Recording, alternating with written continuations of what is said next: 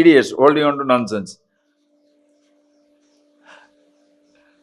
Ubhe sinita.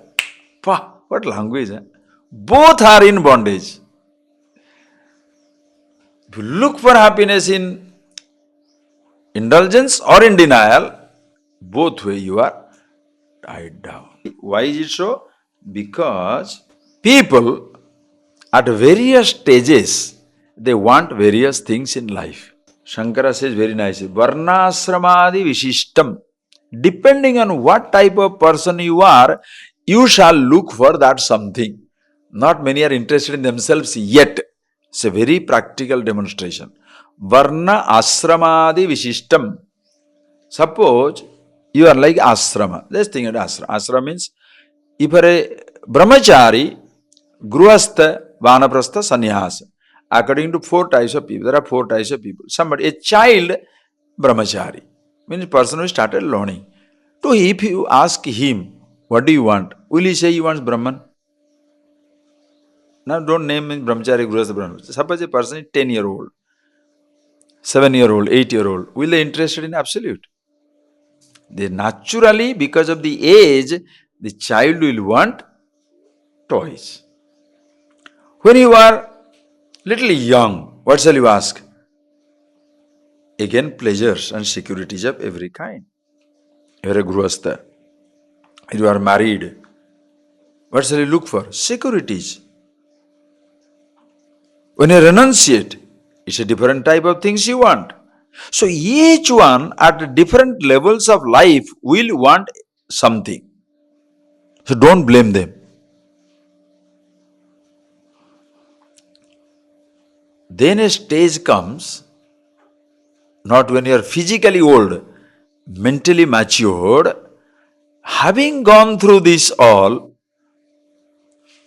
you look for something which is beyond indulgence and renunciation.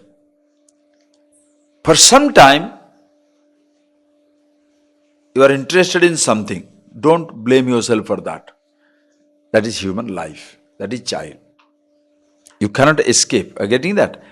Prayers is natural, popular things. You want music, you want dance. Sometimes you want all these things. In life you may want it. Then later on, what happens? Sreyo adadanasya sadhu bhavati. That person becomes sadhu, becomes matured, discriminative, when he start thinking between the two, which one is better. Immediately, indulgence is as much binding as even renunciation. See that beauty? Renunciation is as much binding as even the indulgence is binding. Somebody finds security in indulgence, somebody finds security in renunciation. Who is better? Both are insecure. But then, can you really say that? No.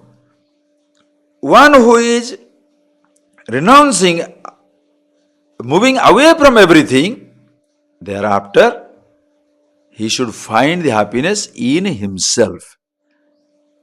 When you depend on an object, your dependence becomes very strong. When you don't depend on anything, listen carefully, when you don't depend on anything, your mind is already with itself. What do you want? Just look at your mind. What is that you want in life? Suppose a fellow says nothing. What does it mean? He's already being with himself. There is a difference between your recognizing happiness with yourself and waiting for a thoughtless state. There is no thought. If a renunciation means a thoughtless state, then every thought will frighten you. Renunciate means usually is a person who is thinking. Understand the difference. One is with the object, prayers. Other is the thought.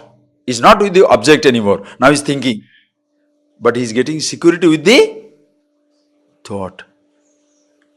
When you renunciate, you are proud of nothing. You are proud of possessing. That pride, is it a thought or an object?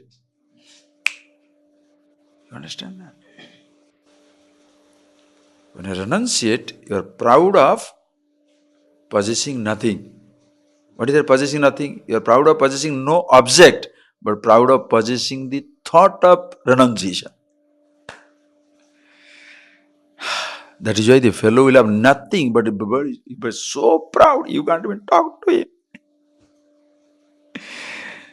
Sadhus come under that category. Nothing to possess. But that I have renounced everything.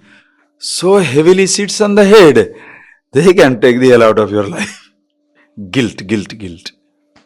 So that also has to go. We'll see in the afternoon. Okay? So now look at your mind. Go back to your room.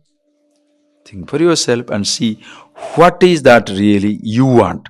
Shreyas, prayers. Okay? Close your eyes, please.